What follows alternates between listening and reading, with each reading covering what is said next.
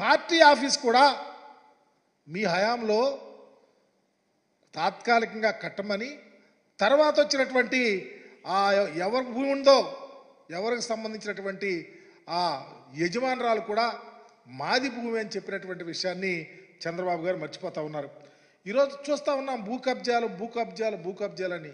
నేను అడుగుతా ఉన్నా చంద్రబాబు నాయుడు గారిని, అయ్యా మీరు అధికారంలో ఉన్నప్పుడు మీ బంధు ఆనాడు ఆయన పార్లమెంట్ సభ్యులుగా ఉన్నారు ఎంవిఎస్ మూర్తి గారు, గీతం కాలేజీలో భూములు ప్రభుత్వ భూములు దరిదాపు 38 ఎకరాల పైబడి అన్యాక్రాంతంగా ఆక్రమించుకున్నారని చెబితే నువ్వు నోరు మెదపలేకపోయారు.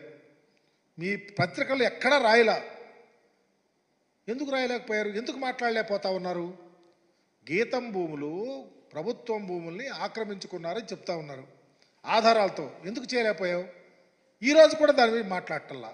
మా ప్రభుత్వం వచ్చిన తర్వాత 2 విడతలుగా ఒకసారి 19 ఎకరాల చిల్లర, ఒకసారి 4 ఎకరాల చిల్లర ప్రభుత్వం ఆధీనం చేసుకుంది. దానికి పూర్తి ఆధారాలు మా దగ్గర ఉన్నాయి. మరలా తర్వాత కోర్టు నుంచి నోటీసులు వస్తే ఆగిపోయినాయి. ఈ విషయాల్లో చంద్రబాబు నాయుడు గారు ఎప్పుడైనా మాట్లాడతారా? ఆ విషయం గురించి చర్చిస్తారా? ఎప్పుడైనా నిజంగా గీతం భూముల విషయంలో మీరు ఇదిగో ఈ ప్రత్యేకంగా 19 ఎకరాలు ఫస్ట్ ఫేజ్లో, 4 ఎకరాల చిల్లర సెకండ్ ఫేజ్లో, తర్వాత కోర్టు ద్వారా ఆగిపోయింది.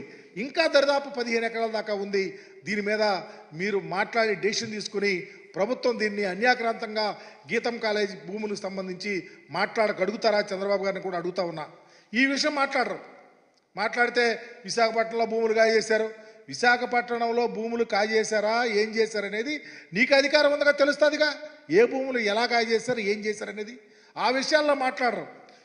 ఇలాంటి పరిస్థితుల్లో భూములకు సంబంధించి ఈరోజు నువ్వు శ్వేతపత్రం విషయంలో మేము అడుగుతున్నటువంటి విషయాలు దస్పలా భూముల వ్యవహారాలు కానీ, లేకపోతే అన్యాక్రాంతంగా ఆక్రమించుకున్నటువంటి గీతం కాలేజీ భూముల మీద మీరు క్రిస్టల్ క్లియర్గా రాష్ట్ర ప్రభుత్వం ఏం చర్యలు చేస్తుందో చెప్పగలుగుతామని కూడా అడుగుతా ఉన్నాం.